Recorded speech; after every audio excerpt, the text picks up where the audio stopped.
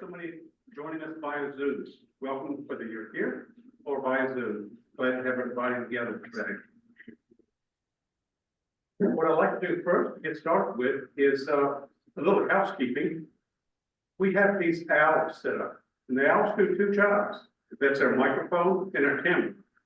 So when you speak, you will speak to the owl, and the owl will find you and project you to the folks who are attending via Zoom. That works pretty good. But keep in mind, if you're having a private conversation with your buddy next to you, next to an owl, it's no longer private.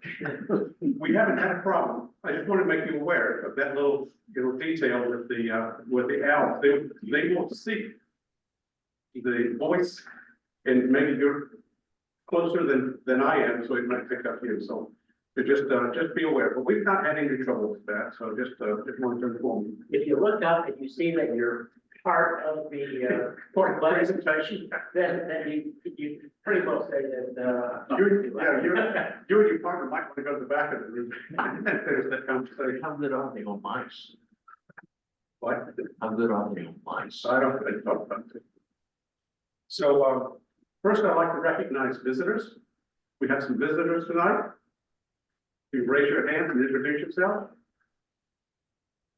Robert Badger. Yeah. That's Joe. In first name, Robert. Yeah, Robert. Okay, Robert. Good evening, Robert. And you have a call sign? Do you have a call sign? K4ADV. Little soul. Right. 1984. I mean, K4ADV. what is it called, sir? K4AVV. Okay, thank you, Rob. Yes. Sheila Ramos, married to Mr. Ramos. Oh, okay, Sheila. And, we're taking tech classes. Well, take the tech class. Very good. Great. Go ahead. Emily Boots. I just finished the tech class and I've Okay. passed it. All right. And so now I'm kind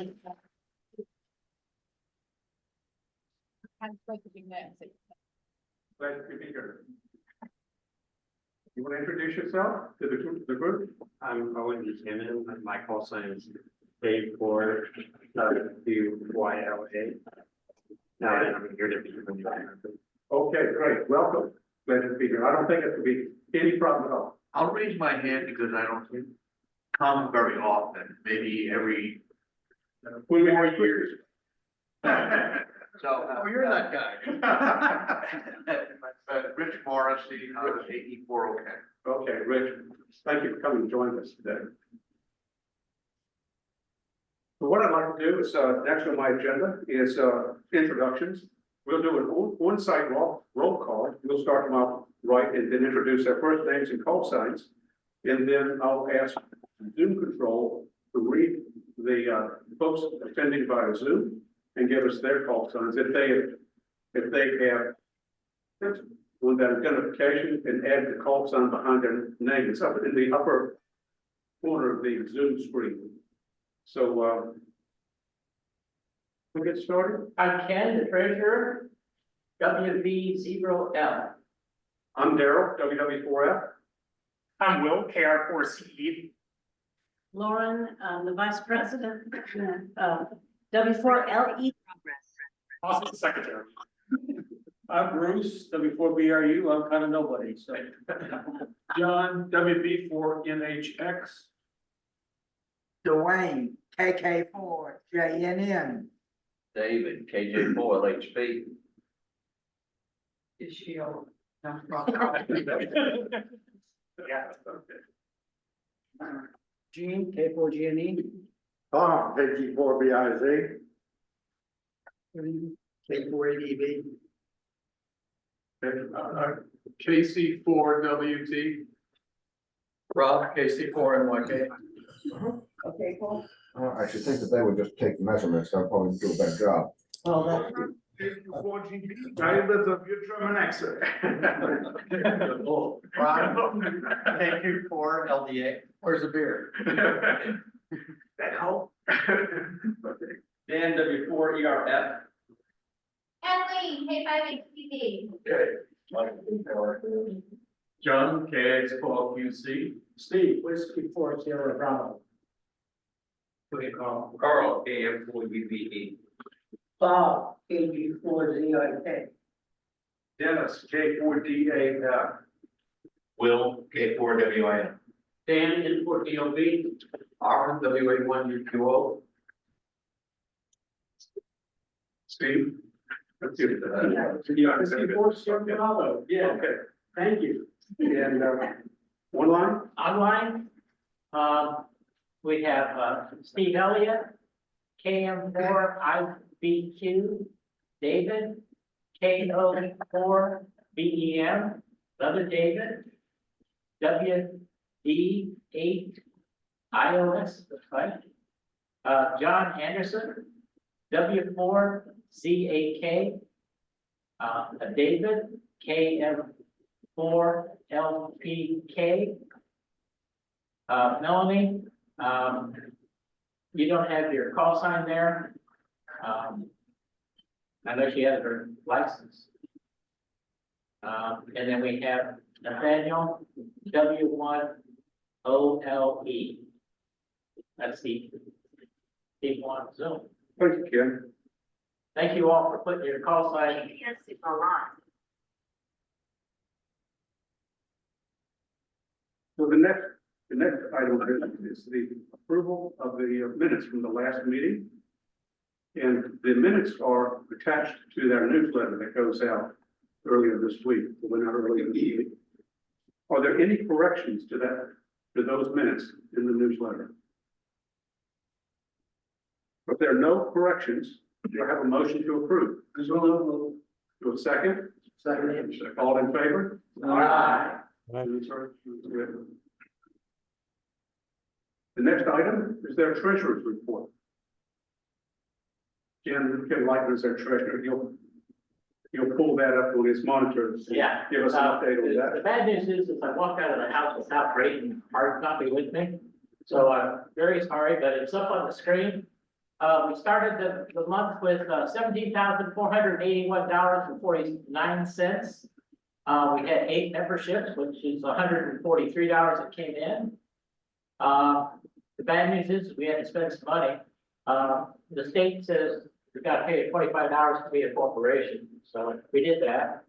And then we had to pay PayPal for being able to pay by credit card, $8.91. And then Rob charged us $86.10 for all a lot of the supplies that he needed for Maker Fest. So that brought us down to $17,504.48. Actually up to base money. So that is the treasurer's report.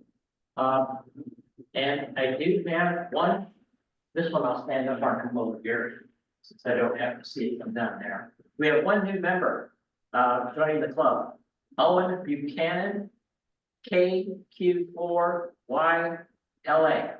He's the technical. So can I have a motion to? Motion. Second. Thank you, great. All those in favor? Aye. Great. Congratulations.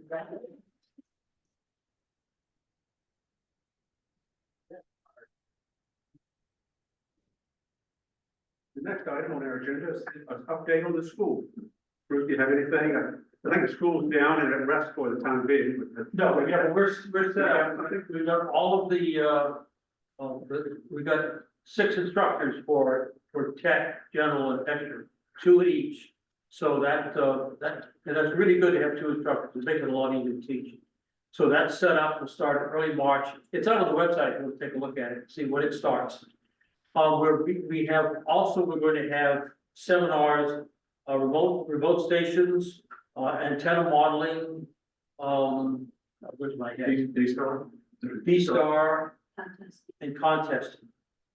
We may have DMR, Jim Rubin's looking for somebody to teach DMR.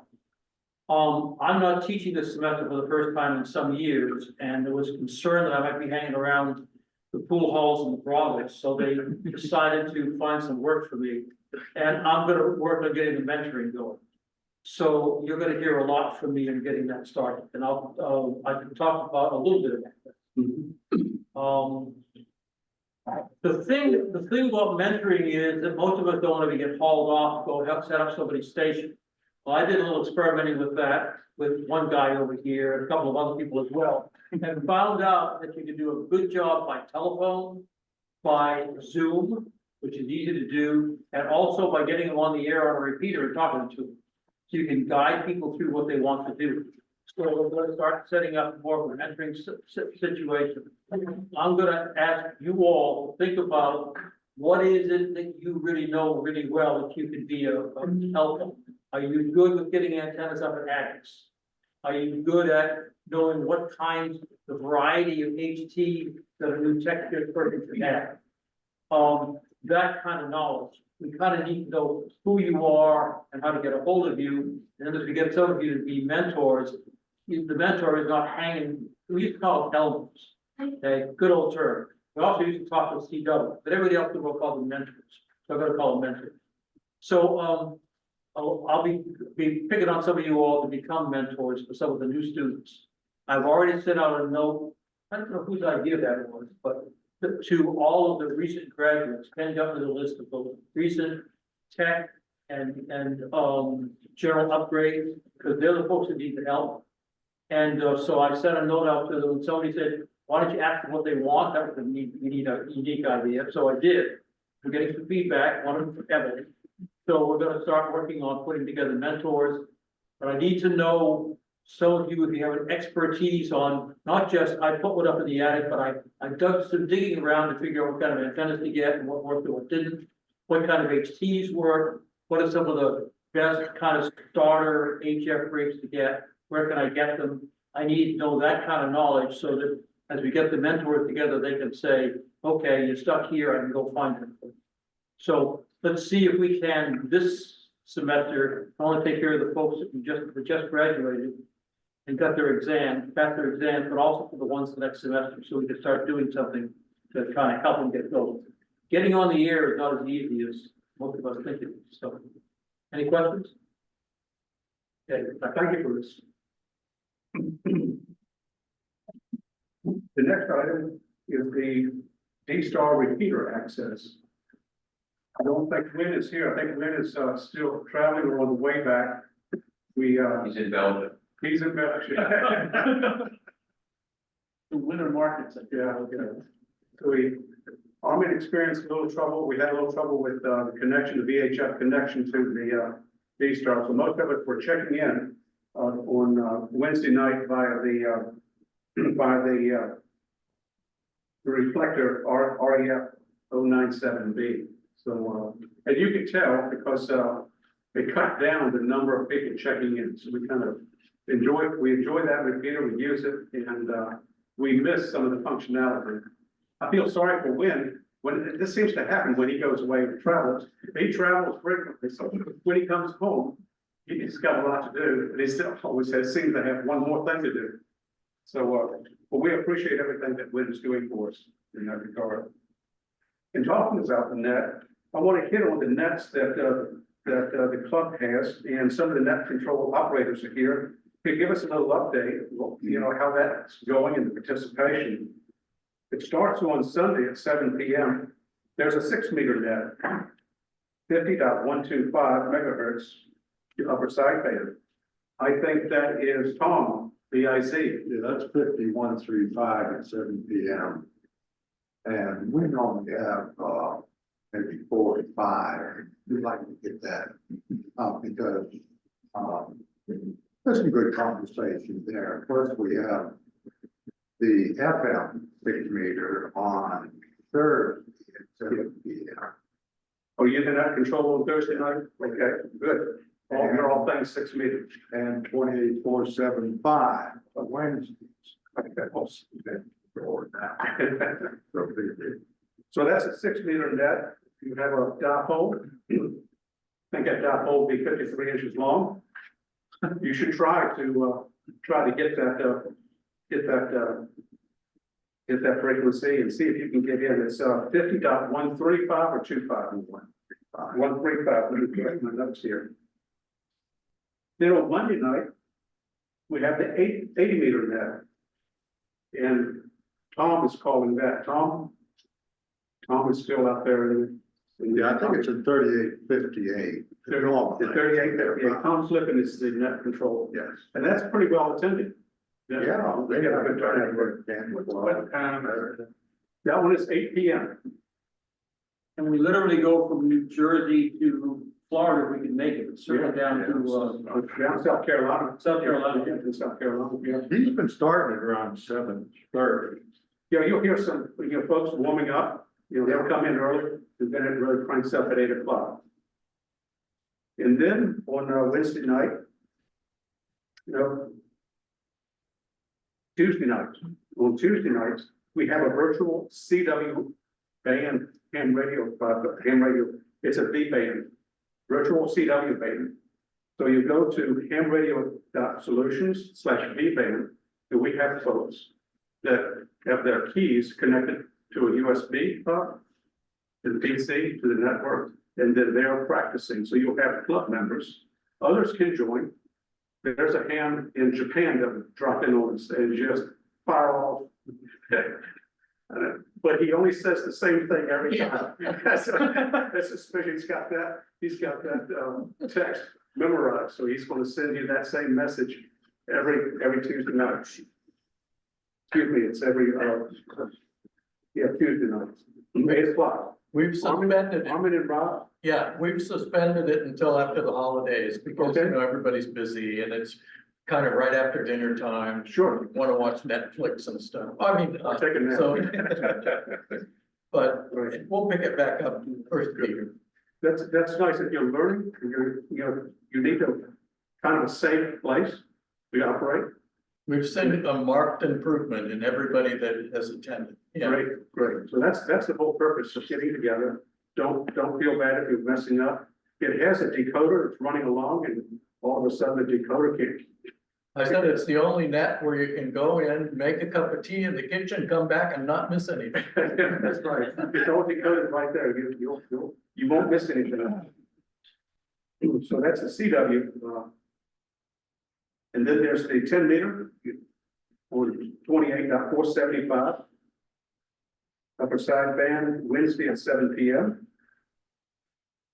And then the D-Star net is following that, and you can come in by 147.255, 443.7125, or the reflectors, REF 097B, and that starts at 8 o'clock in Harmonies. Net control. Darrell, Yes, sir. we might point out that on the 10-meter net, technicians can join in that conversation as well. Yeah, that's a good net for the techs that they can join. They have privileges at that frequency. So if you have a 10-meter dipole and 100 watts. We can use the club's radio. That's right. Being a member, now you have access according to your privileges, your operating class. You can use the station that is here over the internet. So we'll be covering that in some classes. There'll be some classes this spring, and maybe even a high-level overview during one of our club program meetings later this year. But that's available too. Yeah, there's also documentation, if you go look at very, very old posts at our website, there's some documentation about how to get into it, et cetera. And then we've already hit on the 6-meter net on Thursday night at 52.525. So that's 6 nets during the week that we were invited to get together. And I wanted to put shine a light on that because the net control guys are there. And we can get together. And it's a good place, good safe place. If you're new to the bands, if you mess up, don't worry about it. Everybody's pretty understanding. We were all there one time. The next thing, group activities. We have groups, working on different things, like a builder group update. I think K4ZUT. I don't know if Ken's online. No. I don't know if anything is active on the builder side, or maybe it's paused right now. I think so. They'll pick up a project, they'll find an interesting project, and they'll get together and build that radio project or Kia project or receiver project. It'll be a small project that, they'll get together at Ken's house and Ken's garage. We have some folks that are active in POTA. Bill and Judy, I think they're our POTA team POTA, but they're busy eating right now. We thought about it a long time. But I think this isn't the right time for POTA activities. It's a little cold out there. Maybe later when we have a warm day, warm break, might be out in the park. There's a guy in Michigan the other night I was talking to, and he said, I gotta quit my hands, I can't even work my keyboard. It's so cold out in the park, so cold. Bill, is there anything coming up? Oh, no, I just read. Okay. Down in Pocahontas, Yeah, down on the landing. That's where, Bratz did, 1 year in the pavilion. Okay, yeah, it was cold, but expect that and bundle up, mittens, have fun. things you can peel back and use your fingertips, whatever. Yeah, I think Brand's used that for the day. So it was very reasonable. Okay. Daryl, Adam Humphrey is also really into Puka. KQ4OTH. And DDXG did a big POTA event and we had a lot of fun. So it's really easy and really laid back, and it may be something for us to look into just because it's just easy and fun. Yes, yeah. Lauren couldn't make it for some reason, I forget why, but She was in Pennsylvania. he was in Pennsylvania apparently. But we've all had a lot of fun getting into that. Group, the maker group, there's some maker things going on over there that I think Rob will talk to us a little bit about. I'll leave that to the announcement period, but we'll have Rob come up and share with us about what's going on the maker front. And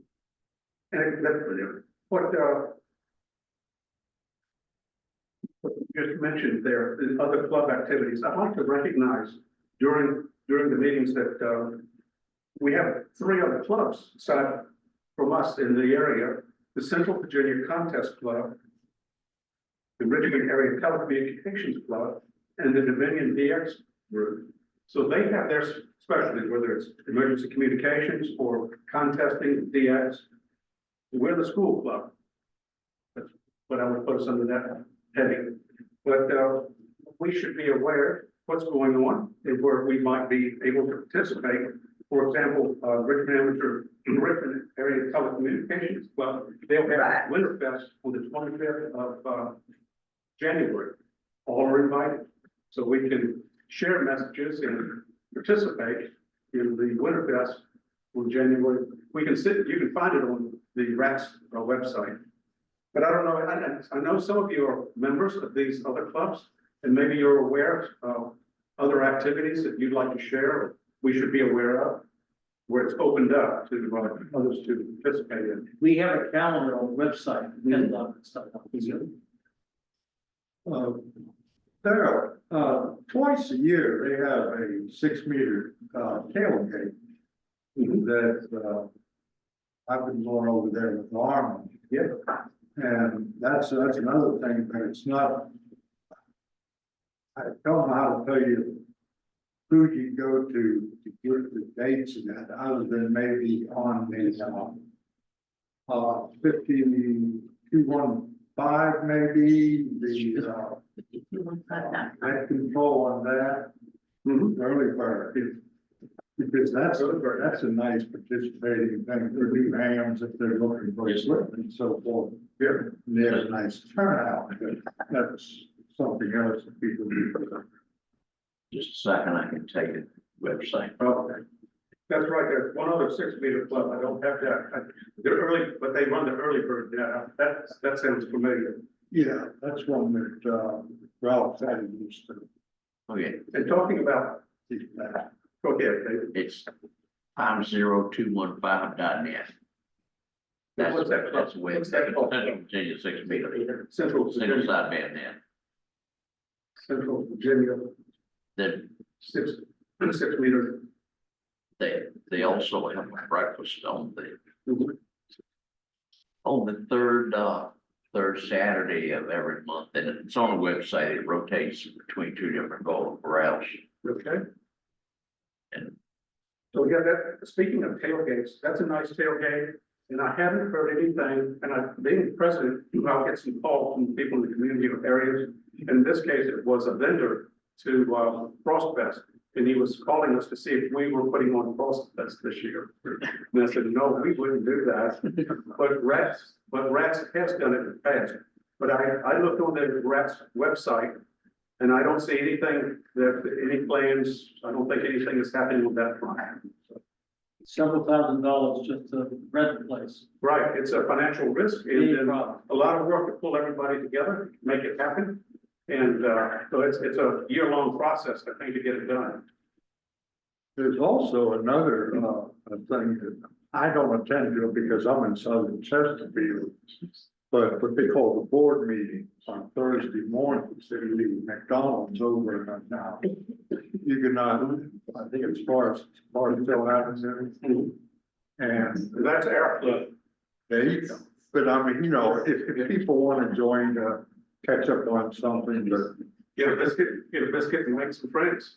Yeah, about 20 hams and about 10 wives Yeah, show up. that's a pretty good turnout. And it's spelled D-O-R-E-D. Okay, John? Another thing, all welcome, there is another website that differs a lot from this club's website. This one is great for posted information, but it's essentially a read-only website. There is another site called the Handball, where you are not only allowed but encouraged to write and give your contribute, give your opinions. There are many areas on it. It is constructed to current standards of security and safety. So please feel safe there. There is much that is also downloadable, some of it of a copyright nature. And for that reason, you are asked if you want to access it, give your call sign WAS. This is much too much work for many visitors. But I don't know how those visitors actually get on the air with that call sign, but so it is.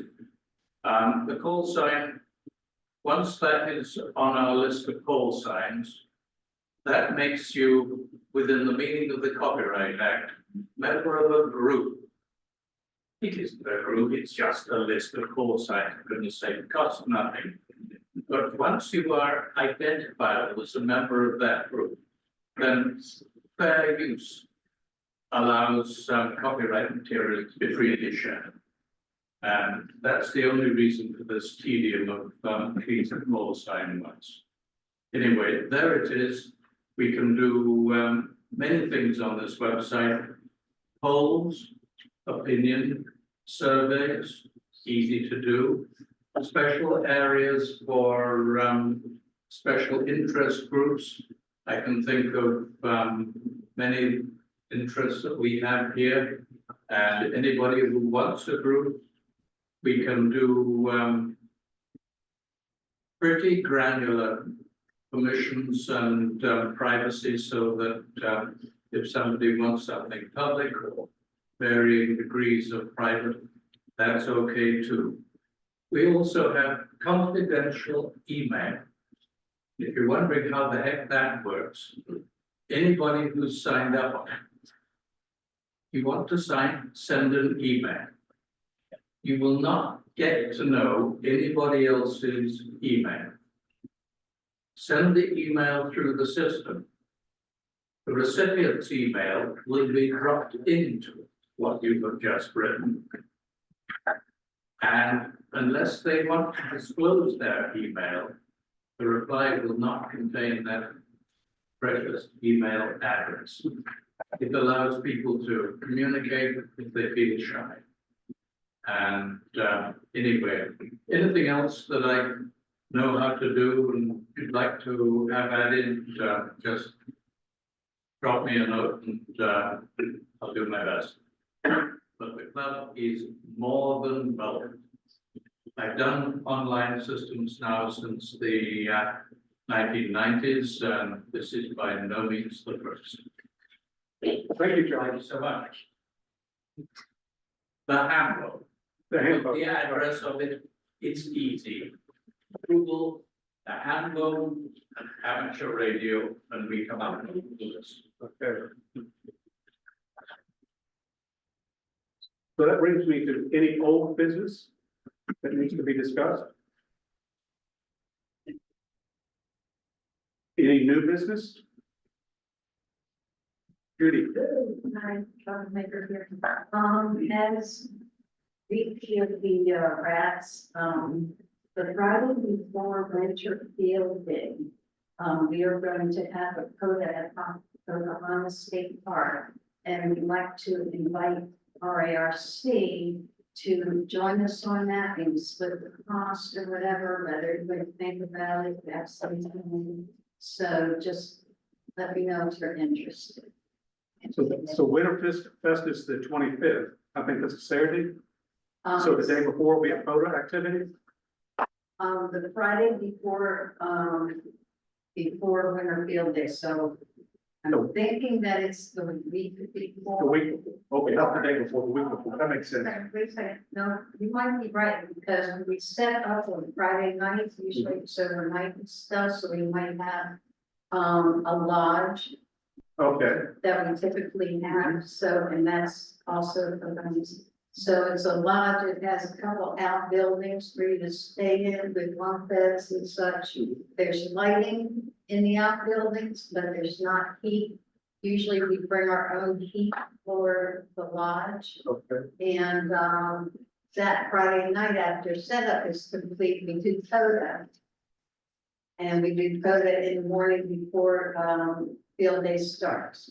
So you probably need to know how many from this club might be joining that, so you, See. Well, if you want to state your interest that we have enough for RARC to participate, because we probably want to use your call sign while you're there operating. That's all right with us, you can use our call sign, whatever. But if you want to go in halves on just the initial thing or whatever, that's fine. But I don't need a head count, no, okay, because people come and go all day, we're all weekend. Right. You know, they can't stay overnight, they think that's a commitment, no, you can come out for the afternoon and then go, maybe come out again, it doesn't matter. The group that's with us, they get to come into the park for free. Because they're participating in this, we paid for it already. And there's for anybody there, you know, and we do have an outhouse that we usually rent. So, you know, John has spots, and okay. there'll be food and that's. Judy, what's the day again? Is it the 24th? Never mind. The field is the 25th and 26th. But it, So this would be the Friday. the field day is the last weekend in January, so whenever that is. Thank you. Quick on that. Judy, please post it on upcoming events, the handbook. On the hamburger. Yes. See, that's his way of making me register. Yeah, no, I'll put that up there. Thank you, Judy. Thank you. So announcements, that'll be my next, We have one more. yeah. Oh, yeah, Kathleen, yeah. You're- No, staff at our club has like a little library of tools which you can borrow if you need something but don't have it, which I thought was awesome. And so I contributed, but I left it up there, you'll have to see, a bird watt meter with lots of pieces and parts with it so that you can like check it out or whatever. Don't mess it up. But pretty that nice, but I think that'll be good. Yeah, don't send it my way. I put my name on there. Right. But Dan was so good to put a little label on it.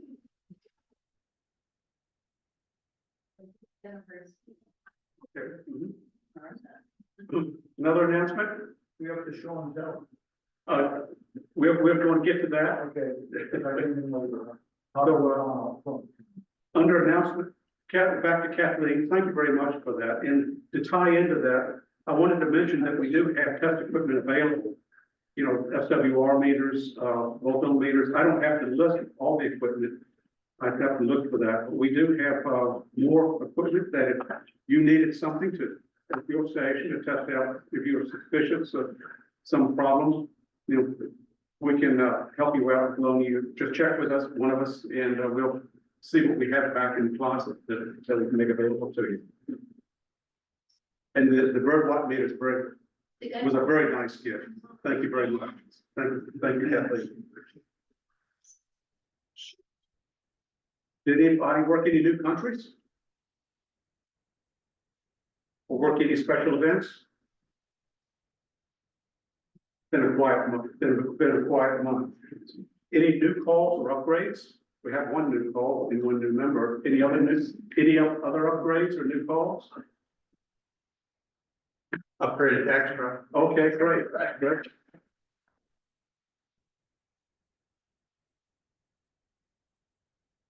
Show and tell. You had announcements left? We're, all of it, I'm running down there, I haven't changed. I'm going to have one announcement after another. And what I do, the work new countries and everything, this is all under my agenda item. Now, go ahead, show and tell. Not your sure. Thanks. WB4 DPS, Dave. I decided to play around with DMR because I didn't want to keep talking to my tablet. That's where I started. So Black Friday, I picked up a Retivis RT3S, nice little radio. Amazon wanted 106 to the door. On Retivis' site, I got for $86, no tax. If you get one of these guys, it's not, well, it's the band, like whatever that amateur radio, what we start at 130, whatever's the low end, but it goes up to like 150. It goes outside the ham bands. And so it would transmit. Everybody that does web DMR knows that you got all the code plug stuff. Even though you put the frequencies in and it looked like it was transmitting, nothing was happening. I just happened to see a note on their site, almost commenting that you had to push the two buttons and turn the radio on. So at the, what do we call it, the Thursday night board meeting, the board meeting Thursday at McDonald's, I pushed the two buttons and the other hand across turned it on, and lo and behold, the radio now works. Many thanks to Rat, working with Michael Miller. The code plug for this radio was a little fouled up, and we're gonna fix it as of last night, you know, by the end of the holidays, when he wrote me back and said he fixed it, and so I loaded it in there. We had a little fun with the analog. So I'm gonna be on DMR playing around. It's a great little radio.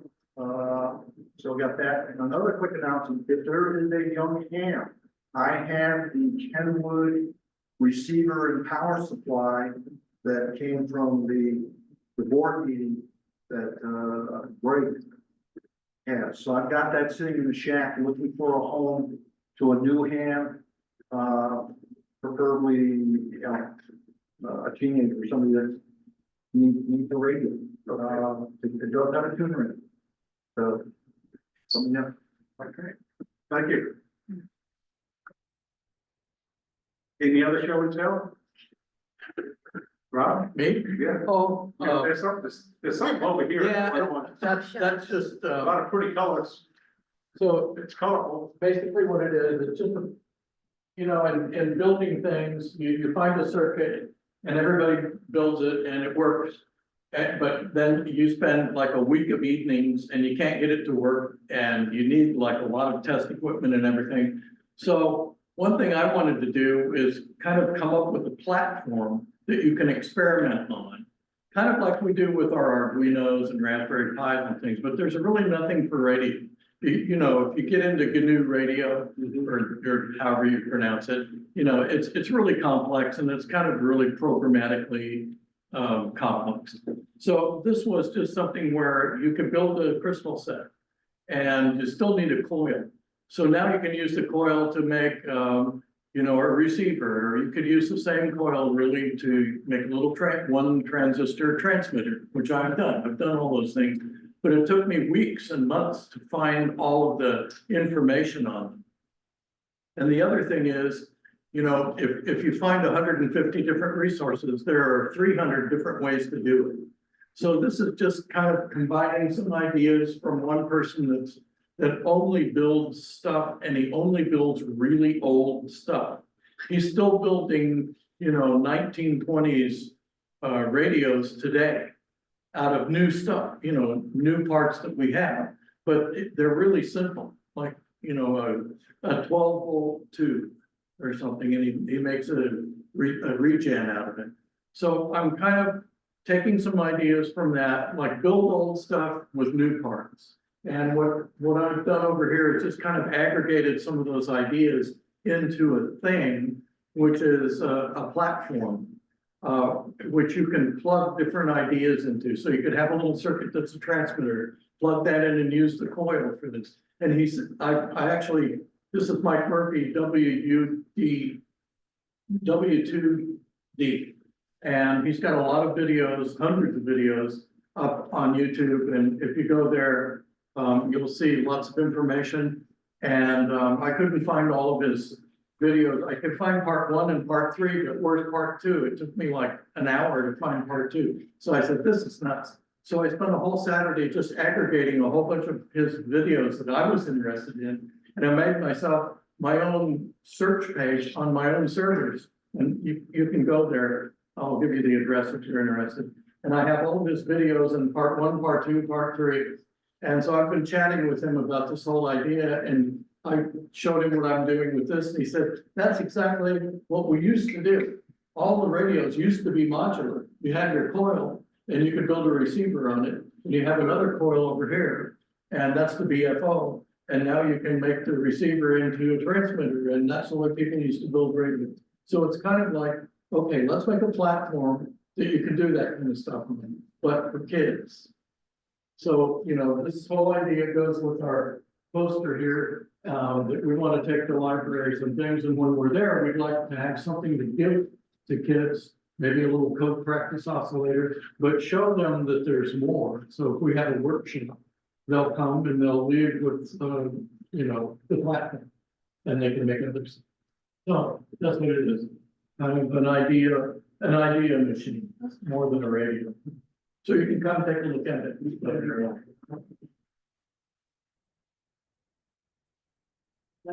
Yeah. Well, the next thing, any other show and tell? If not, the next item I have is please support our newsletter.